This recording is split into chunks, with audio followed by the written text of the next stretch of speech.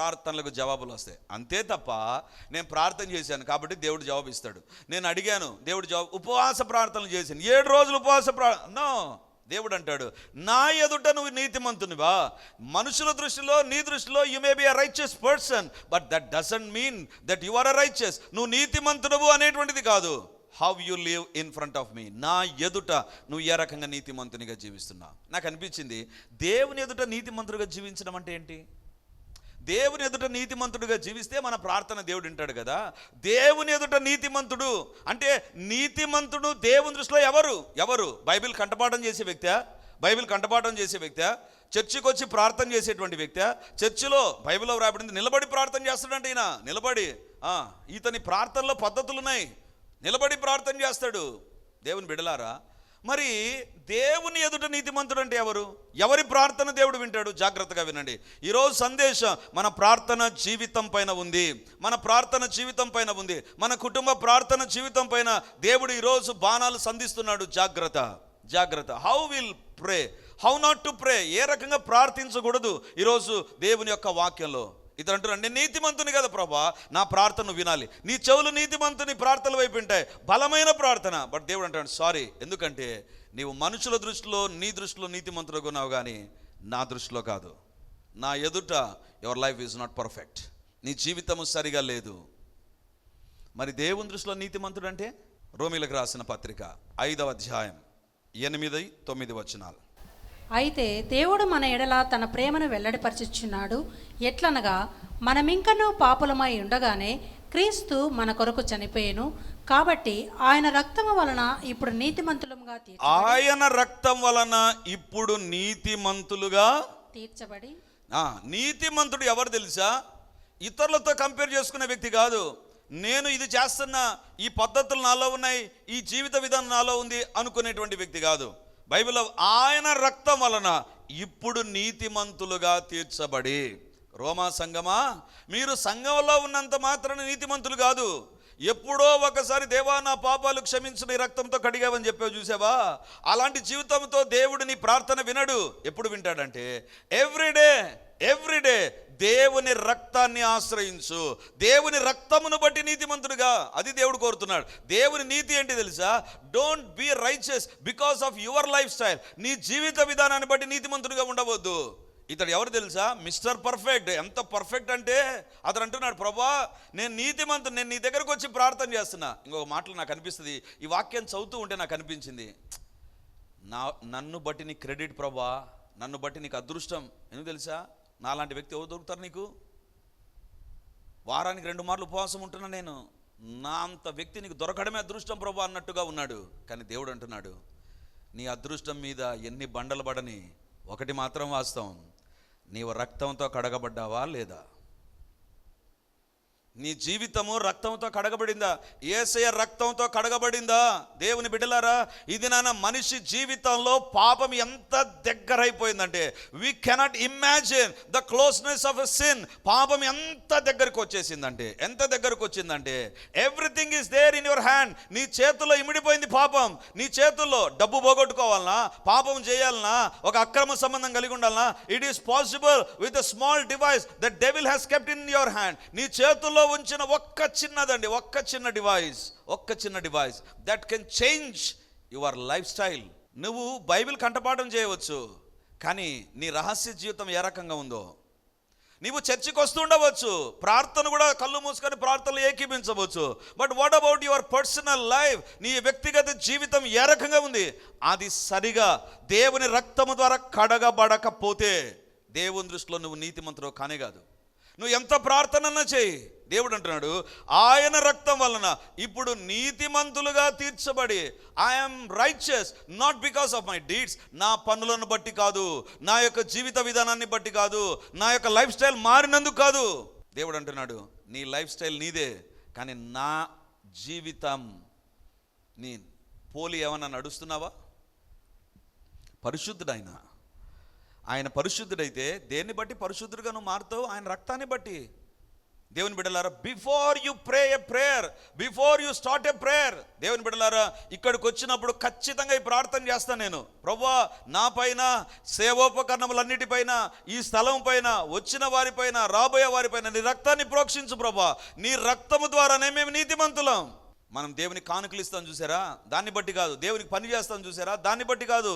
నీ ప్రార్థన దేవుడు వినాలంటే నువ్వు ఏం చేస్తున్నావు కాదు, నీవు రక్తము ద్వారా కడగబడ్డావా, నీ జీవితం రక్తము ద్వారా కడగబడుతుందా. మనిషి ఎప్పుడు చచ్చిపోతాడు తెలుసా? వ్యాధులు వచ్చి చచ్చిపోతాడు. మనిషి వ్యాధులు వచ్చి చచ్చిపోతాడు.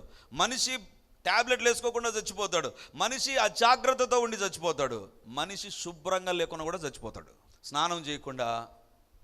ఓకే, ఇక శుభ్రము లేని జీవితం, ఇంట్లో శుభ్రం, ఒళ్ళులో శుభ్రం, ఏం శుభ్రం లేదనుకో, ఏమవుతుందండి? జబ్బులన్నీ చుట్టుకుంటే చచ్చిపోతాడు మనిషి. ప్రార్థన చేయకముందు దేవుడు నీలో చూసేది పరిశుద్ధత. నోవహు, ఈ తరం వారందరూ తమకు నచ్చినట్టుగా తలంపుల్లో పాపం, జీవితంలో పాపం కలిగి జీవిస్తుండగా నీవే నా ఎదుట నీతిమంతుడిగా కనపడుతున్నావు, కాబట్టి నువ్వు ఏం చేసినా నాకు నచ్చుతుంది నోవహు, నిన్ను బట్టే నేను భూలోకాన్ని దీవిస్తా. దేవుని బిడ్డలారా, ప్రతిరోజు రక్తాన్ని ఆశ్రయించాలి మనం. ప్రతిరోజు ఈరోజు నువ్వు రక్తాన్ని ఆశ్రయించకపోతే నీ నీతి పైన నువ్వు జీవిస్తున్నావు, నీ భక్తి పైన నువ్వు జీవిస్తున్నావు. కాదు, నీవు దేవుని రక్తాన్ని ఆశ్రయించాలి. దేవుని బిడ్డలారా, ఆదివారాన ప్రభు బల్ల దగ్గరకు వచ్చినప్పుడు don't take it as a casual or routine, అంటే అలవాటుగా, ఆచారంగా ప్రతి ఆదివారం దేవుని బల్లలో ద్రాక్షరసాన్ని తీసుకోకముందు వనకాలి మనం. ఎందుకు తెలుసా? అది పరిశుద్ధమైన రక్తం, ప్రభు యొక్క రక్తం అని వివేచించి దాన్ని తీసుకో. కొంతమంది తీసుకుంటూ ఉంటారండి, మన చర్చిలో నేను చూడలేదు, రొట్టె తీసుకుంటారు, ఇలా వేసుకుంటారండి. అదేమన్నా కమ్మరకట్ట, లేకపోతే బఠానీ గింజలా, లేకపోతే ఏంటది? ప్రభు శరీరం అని వివేచించు.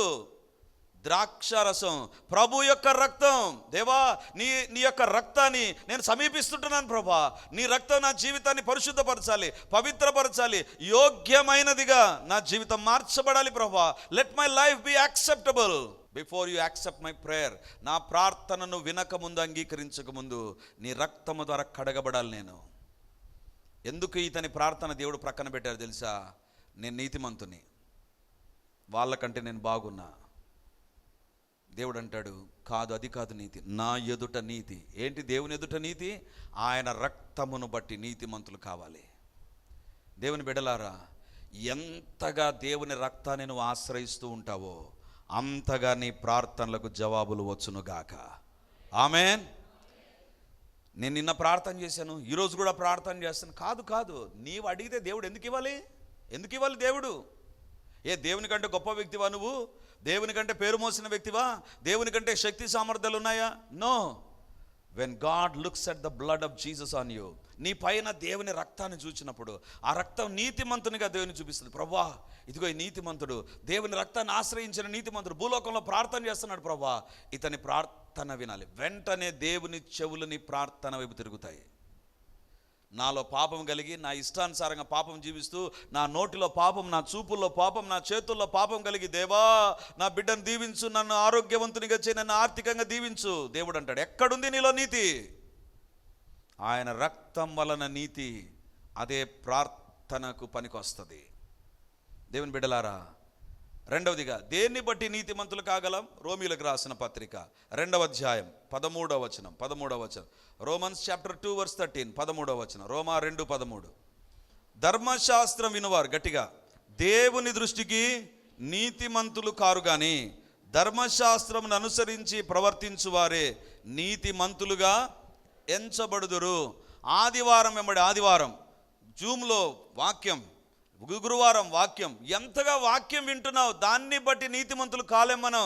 దేన్ని బట్టి నీతిమంతులం అవుతామంట? బైబిల్లో వ్రాయబడింది, ధర్మశాస్త్రం వినువారు దేవుని దృష్టికి నీతిమంతులు కాదు. ఈరోజు వాక్యం విన్నామా కాబట్టి నీతిమంతులు అయిపోతామా? అయిపోం. ఎప్పుడు నీతిమంతులు అవుతాం తెలుసా? వినువారుగాక ఏముండాలంట? ధర్మశాస్త్రం అనుసరించి ప్రవర్తించాలి. దేవుని వాక్యం ఏం చెప్తుంది, నేను ఏ రకంగా ఉన్నాను. దేవుని వాక్యం ఏం చెప్తుంది, ఒక తండ్రిగా నేను ఏ రకంగా ఉన్నాను. దేవుని వాక్యము ఏం చెప్తుంది, ఒక కుమారునిగా నేను ఏ రకంగా ఉన్నాను. దేవుని వాక్యం ఏం చెప్తుంది, రక్షించబడిన బాప్తిసం పొందిన బిడ్డగా నేను ఏ రకంగా ఉన్నాను, ఏ రకంగా ఉన్నాను. వాక్యాన్ని బట్టి ప్రవర్తించే వారమైతే నీతిమంతులం అవుతాం. వాక్యాన్ని వినేవారు నీతిమంతులు గారు. ఇతను ఏమనుకున్నా అంటే, దేవాలయానికి వచ్చిన వాక్యం కంఠపాఠం చేసిన సూపర్గా వాక్యం నా బ్రెయిన్ అంతా వాక్యమే ఉంది ప్రభా, ఇప్పుడు నేను ప్రార్థన చేస్తున్నాను, నా ప్రార్థన విను ప్రభా అంటే దేవుడు అంటున్నాడు, లేదు. ప్రార్థన అంటే ఎవరు ప్రార్థన నేను వింటానంటే, నీ జీవితంలో ధర్మశాస్త్రాన్ని అనుసరించి ప్రవర్తిస్తే నీతిమంతుడు అవుతావు.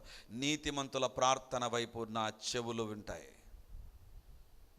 దేవుని బిడ్డలారా, ప్రార్థించకముందు నేను ఎక్కడెక్కడ తప్పు చేశానో, వాక్యానికి వ్యతిరేకంగా ఎక్కడెక్కడ తప్పు చేశానో ఆలోచించాలి. ఈ తప్పు నా జీవితంలో ఎందుకు వచ్చింది, నేను ఎందుకు చేశాను ప్రభా, చేయకుండా ఉండాలి కదా. నీ వాక్య ప్రకారం నేను తప్పు చేశాను నాయన, నన్ను క్షమించు. దేవుని బిడ్డలారా, చాలా సందర్భాల్లో మనం ఏం చేస్తాం తెలుసా, నా ప్రార్థన దేవుడికి ఎందుకు ఉండడం లేదండి. అందరి ప్రార్థన వింటారు, సాక్ష్యాలు చెప్తుంటారు, నా ప్రార్థన ఎందుకు వినడు. We worried about why God is not answering our prayers, but we don't worry whether we live according to his word or not. ఆయన వాక్య ప్రకారం జీవిస్తున్నామా లేదా ఆలోచన అస్సలు లేకుండా దేవుని అడుగుతాం, ఎందుకు ప్రభా నా ప్రార్థన వినవు, నా కుటుంబాన్ని ఎందుకు దర్శించవు ప్రభా, నా జీవితంలో ఎందుకు కార్యాలు జరిగించవు ప్రభా. దేవుడు అంటాడు, నీతిమంతుల ప్రార్థన వైపు కదా నేను తిరిగేది. వాక్యాన్ని ఎక్కడ పాటిస్తున్నావు, ఎక్కడ పాటిస్తున్నావు. కొంతమంది ఏ రకంగా ఉంటారు తెలుసా, ఏ రకంగా ఉంటారంటే, వాక్యాన్ని నాకు నచ్చింది, నాకు అనుకూలమైంది అది పాటిస్తా, మిగతా దాన్ని ప్రక్కన పెట్టింటా. దేవుడు అంటాడు, నీవు నీతిమంతునివిగా కనబడుతున్నావు కానీ నువ్వు పూర్తిగా నీతిమంతుని కాదు, నువ్వు నీతిమంతుని కాదు. దేవుని బిడ్డలారా, యెహోషువ, నీ ఎదుట ఏ మనుషుడు నిలబడకుండా ఉండాలి అంటే, నీలో తగ్గింపు ఉంది చూసావా, సూపర్. దాన్ని బట్టి అనలే దేవుడు, ఈ ధర్మశాస్త్ర గ్రంథమును నువ్వు బోధింపక తప్పిపోకూడదు, దానిని కుడిని కానీ ఎడమకు కానీ తిరగకుండా ఉండు. అప్పుడు యెహోషువ, నీ ఎదుట ఎంతమంది రాజులు వచ్చినా, యెరికో గోడలు వచ్చినా, యోర్దాను వచ్చినా అవి నిలబడలేవు. హల్లెలూయా, హల్లెలూయా. ఈరోజు సమస్యలు నీ ఎదుట నిలబడినాయా, వ్యక్తులు నీ ఎదుట నిలబడి ఉన్నారా, లేకపోతే నీ జీవితంలో ఎదురు చూసే దీవెనలు రాకుండా ఆగిపోయిన పరిస్థితి నీ జీవితంలోకి వచ్చి ఉంటే, ఈరోజు దేవుడు అంటున్నాడు, దేవుడు నీతిమంతుల ప్రార్థన వింటాడు. ఇతని ప్రార్థన ఎందుకు వినలేదంటే, he is a man who is having a database of a word of God. దేవుని వాక్య జ్ఞానం ఉంది, జ్ఞానం ఉంది, జ్ఞానం ఉంది, కానీ వాక్యాన్ని ఆచరించడం లేదు. దేవుని ఎదుట నీతిమంతుడుగా నోహ ఎందుకు కనపడ్డాడు తెలుసా, తనకు చేత కాదు, తనకు కష్టము, తను మొట్టమొదటిగా వింటున్నాడు, అయినా దానికి విధేయత చూపించాడు. నోవహు జీవితంలో మనకు తెలియంది మనం చేయమంటే కదా, తెలియంది చేయమంటే ఎంత కష్టమవుతుందో. ఇప్పుడు నేను సహోదరుని పిలిపించి, అమ్మ రష్యా దేశంలో పలానా ఐటమ్ ఉంటుంది చేయండి అంటే ఏమంటారు, బుద్ధి ఉండాలి నీకైనా అని అంటారు మనసులోనైనా.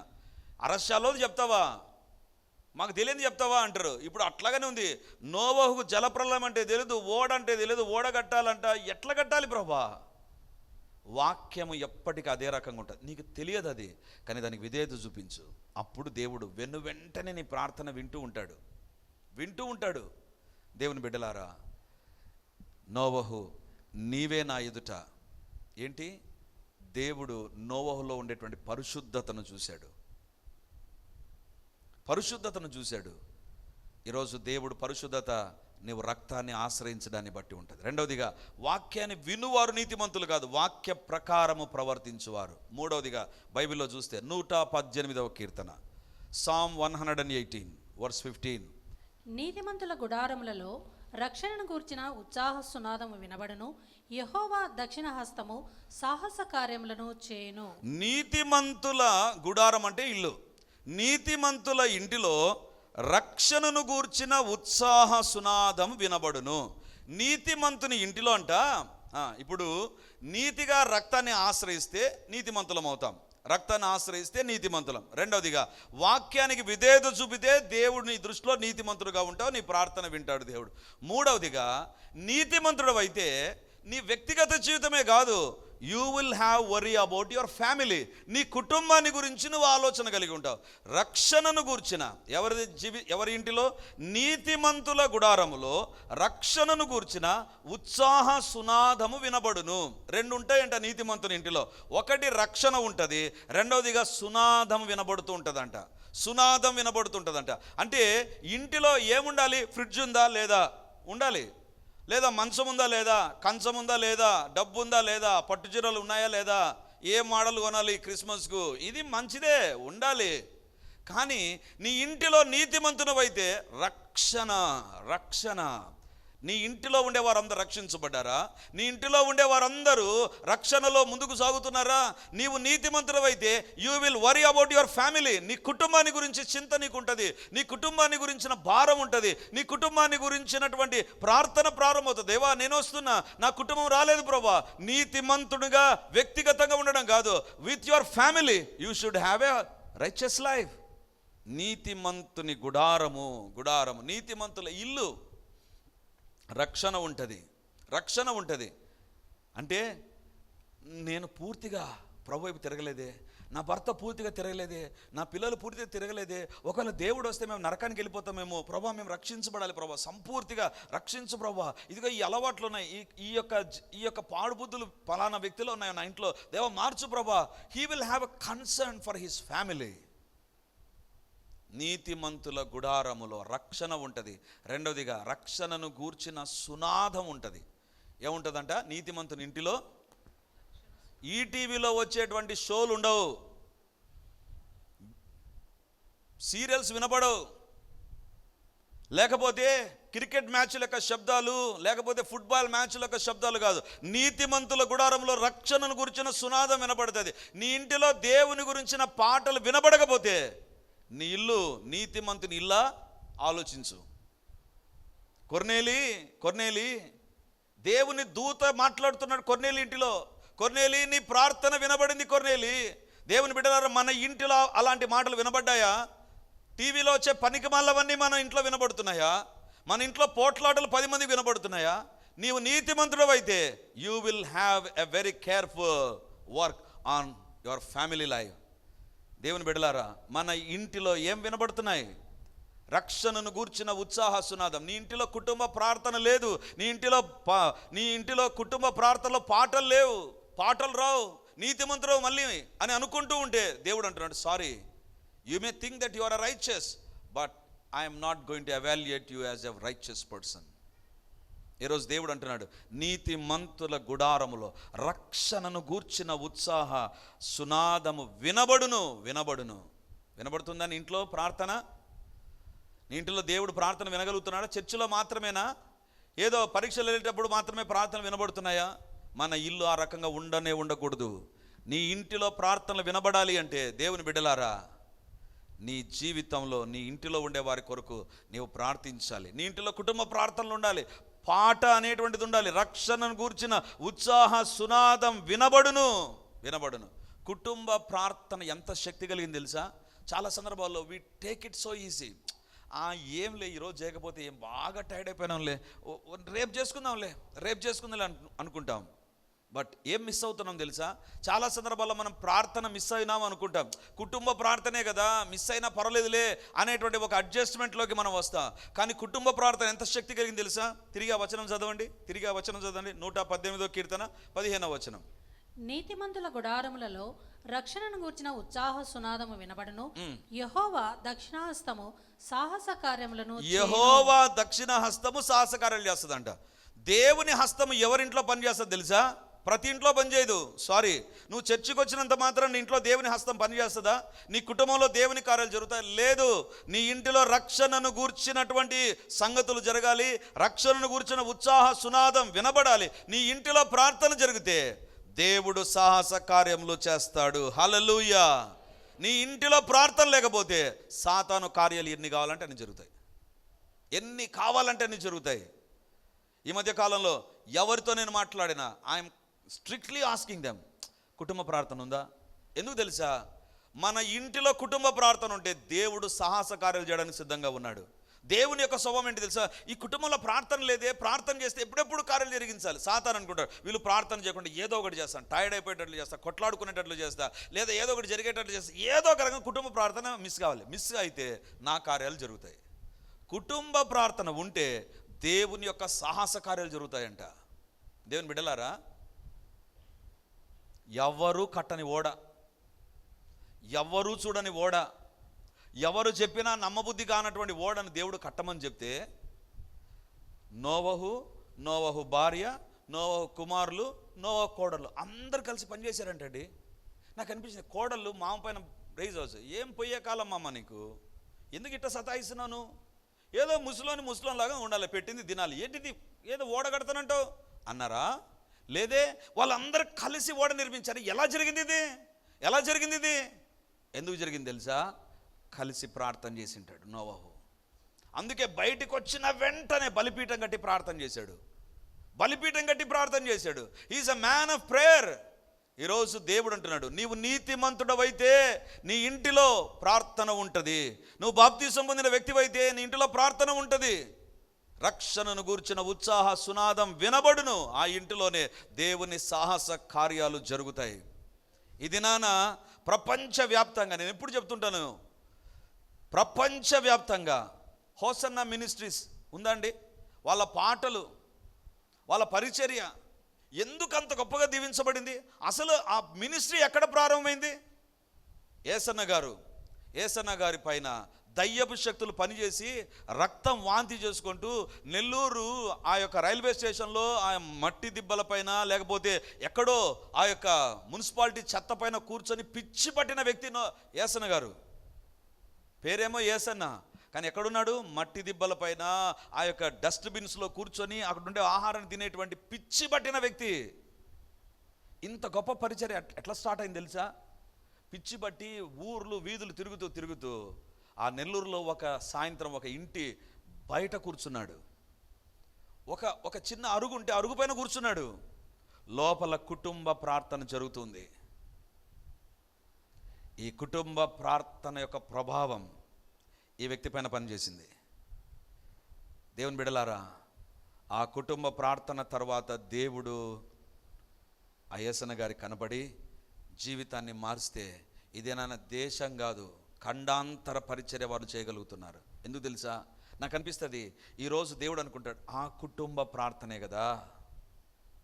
ఈరోజు నీ కుటుంబం, నా కుటుంబం ప్రార్థన లేకపోతే సాహస కార్యాలు జరగవు.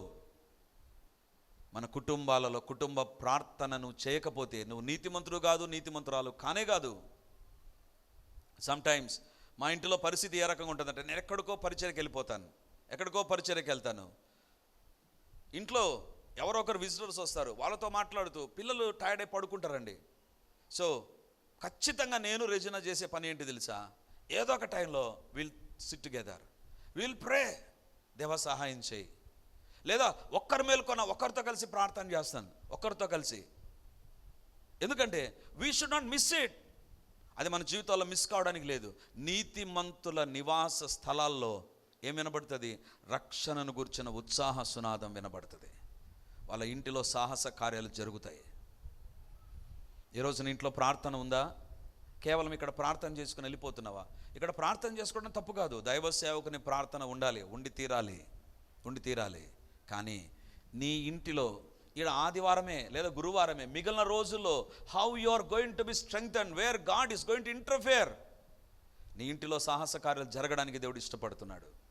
ఈరోజు నుంచి ఒకవేళ కుటుంబ ప్రార్థన లేకపోతే స్టార్ట్ టుడే, డోంట్ వేస్ట్. రేపటి నుంచి స్టార్ట్ చేస్తాను అనుకోవద్దు, ఈరోజు నైటే లేదా ఇంటికి వెళ్ళిన తర్వాత start praying. We must pray. మనం ప్రార్థించాలి. ఒకటి, తామే నీతిమంతులమనుకున్న ఆ పరిసయ్యుని దేవుడు అంటున్నాడు, నువ్వు నీతిమంతుని కాదు. ఎందుకు? నేను వాళ్ళలాగా లేను, నేను చాలా బాగున్నా అనుకుంటున్నావు, కానీ నా ఎదుట నీతిమంతుడిగా ఉండు. ఎవరు నీతిమంతుడు?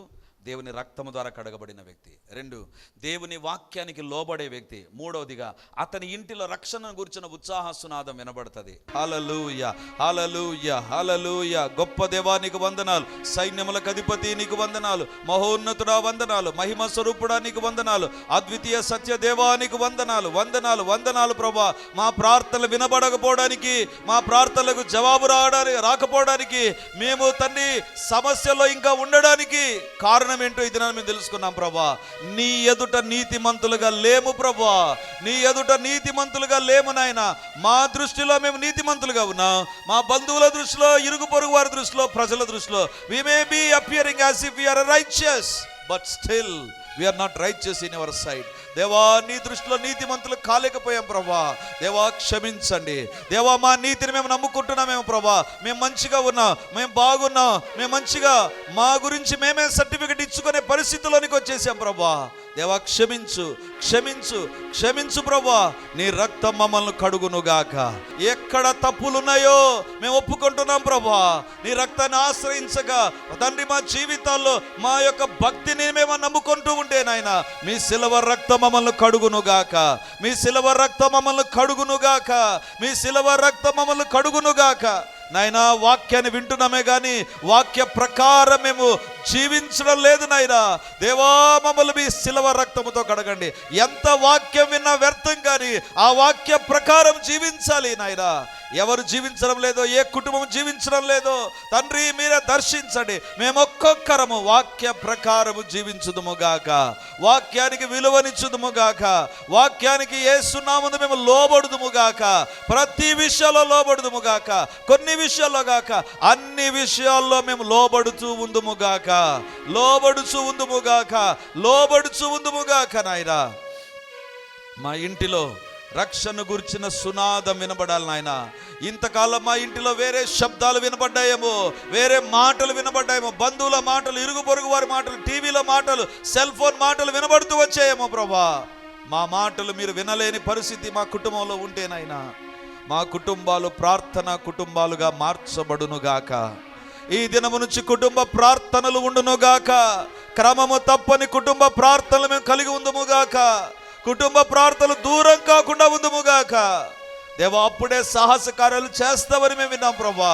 ఈ దినము నుంచి ఏ కుటుంబము మీ సన్నిధానంలో తమ్మును తాము పరీక్షించుకొని నీ ఎదుట నీతిమంతులుగా కనబడుతూ విశ్వాసముతో ప్రార్థన చేస్తారో సాహస కార్యములన్నీ జరుగునుగాక, అద్భుత ఆశ్చర్య కార్యములు జరుగునుగాక. ఆరోగ్యపరంగాను, కుటుంబ పరంగాను, ఆర్థికంగాను, ఉద్యోగాల్లో, వ్యాపారాల్లో యేసు నామమందు దేవుని కార్యాలు కనబడునుగాక, కనబడునుగాక. అంధకార శక్తులను, అపవిత్రాత్మ క్రియలను నజరేయుడైన యేసు క్రీస్తు శక్తి కలిగిన నామమందు ఇప్పుడే బంధిస్తూ ఉంటున్నాను. I bind every work of satanic forces. Lord deliver your children lord. నీ ప్రియ బిడ్డల కుటుంబాలను, కుటుంబ సభ్యులను సాతాను బంధకాల నుంచి విడిపించండి నాయనా, విడిపించండి. విడుదల కలుగునుగాక, విడుదల కలుగునుగాక. మనస్పర్ధలు, అపోహలు, అనర్థాలు ఎక్కడ ఎందును బట్టి ఎవరిని బట్టి వస్తున్నా నాయనా అపవాది క్రియలన్నీ లయమైపోవునుగాక. I bind the spirit of misunderstanding in the name of Jesus. దేవా మీ కార్యాలు జరుగునుగాక. దేవా మీరే దర్శించండి, మీ కార్యాలు జరిగించుమని ఈ వాక్యం మా హృదయ పలకల మీద ఉంచి మేము సరిగా ప్రార్థన చేయడానికి, మా నీతిని మేము పరీక్షించుకోవడానికి కృపనిచ్చి మహిమను పొందుమని ఈ వాక్యం మమ్మల్ని సరిచేయునుగాక, సంధించునుగాక, ఎప్పటికీ సవాలు చేస్తూ ఉండినట్లుగా కృప చూపమని. మాకు కాదు దేవా, మాకు కాదు, సమస్త మహిమ ఘనత మీకు ఆరోపించుకుంటూ యేసయ్య నామమందు అడుగుచున్నాము తండ్రి, ఆమెన్. మరొకసారి గట్టిగా ఆమెన్. Praise the lord. దేవుని మహాకృపను బట్టి గ్రాండ్ సెమీ క్రిస్మస్ కడపలో ఏర్పాటు చేయబోతున్నాం. డిసెంబర్ 8వ తారీఖు ఆదివారం సాయంకాలం రాజీవ్ మార్గ్లో ఉన్న రాజీవ్ పార్క్ ముందు ఈ యొక్క గ్రాండ్ క్రిస్మస్ ఏర్పాటు చేయబోతున్నాం. కాబట్టి కడపలోను చుట్టుపక్కల ప్రాంతాల్లో ఉన్నటువంటి ప్రతి ఒక్కరిని ప్రేమతో ఈ యొక్క గ్రాండ్ సెమీ క్రిస్మస్కు మేము ఆహ్వానిస్తుంటున్నాం. అద్భుతమైనటువంటి దేవుని యొక్క సందేశం, చిన్నపిల్లల యొక్క అభినయ గీతాలు, అంత మాత్రమే కాదు క్రిస్మస్ క్యారల్స్ అండ్ ప్రభువును మహా గొప్ప రీతిలో గణపరచబోయేటువంటి అనేకమైన అంశాలతో కూడినటువంటి ప్రోగ్రామ్గా ఈ యొక్క ప్రోగ్రాం ఉండబోతుంది. కాబట్టి మీరు మీ కుటుంబాలు తప్పకుండా హాజరై దేవుని యొక్క దీవెనలు మీరు పొందాలని ప్రభువు నామందు కోరుతున్నాను. Praise the Lord. యేసుక్రీస్తు పరిశుద్ధ నామందు మీ ఒక్కొక్కరికి మా వందనాలు తెలియజేస్తుంటున్నాను. రిడీమర్ చర్చిలో ఇంతవరకు 2 ఆరాధనలు ప్రభు తన నామహిమార్థమై జరిగిస్తూ వచ్చారు. డిసెంబర్ 1 నుంచి 3వ ఆరాధన ప్రారంభించబోతున్నాం. అది ఉదయకాలం 8 నుంచి 9:30 వరకు ఉండబోతుంది. మొదటి ఆరాధన 8 గంటలకు ప్రారంభమవుతుంది. 2వ ఆరాధన 10 గంటలకు ప్రారంభమవుతుంది. 3వ ఆరాధన సాయంత్రం 7 గంటలకు ఉంటుంది. దేవుని బిడ్డలారా, ఎవరైనా ఉదయం ఆయా పనులు కలిగి 2వ ఆరాధనలకు రాలేకపోతున్నారని భావించి ఈ యొక్క మొదటి ఆరాధన ప్రారంభిస్తున్నాం. సో ఈ యొక్క అవకాశాన్ని సద్వినియోగం చేసుకొని దేవుని యొక్క సన్నిధికి వచ్చి దైవ దీవెనలు మీరు పొందాలని కోరుతున్నాం. మొదటి 2 ఆరాధనలు మాత్రమే ప్రభు బల్ల ఉంటుంది. కాబట్టి సిద్ధపడి దేవుని సన్నిధికి రమ్మని మిమ్మల్ని కోరుతూ ఉన్నాను. ప్రతి ఆరాధనలో ప్రత్యేకమైనటువంటి సందేశం, ప్రతి ఆరాధనలో వచ్చిన ప్రతి ఒక్కరూ దేవుని యొక్క ఆత్మ ద్వారా తాకబడి దీవించబడి వర్ధిల్లున్నట్లుగా ప్రత్యేకమైన ప్రార్థనలు ఉండబోతున్నాయి. కాబట్టి రండి. మీరు ఏ ప్రాంతానికి సంబంధించిన వారైనా ఈ యొక్క పరిచర్యకు మిమ్మల్ని ప్రేమతో ఆహ్వానిస్తుంటున్నాం. మరి ముఖ్యంగా స్థానికంగా ఏ సంఘానికి వెళ్ళనటువంటి వారైతే తప్పకుండా రిడీమర్ చర్చ్కి వచ్చి దేవుని మీరు ఆరాధించాలని కోరుతున్నాం.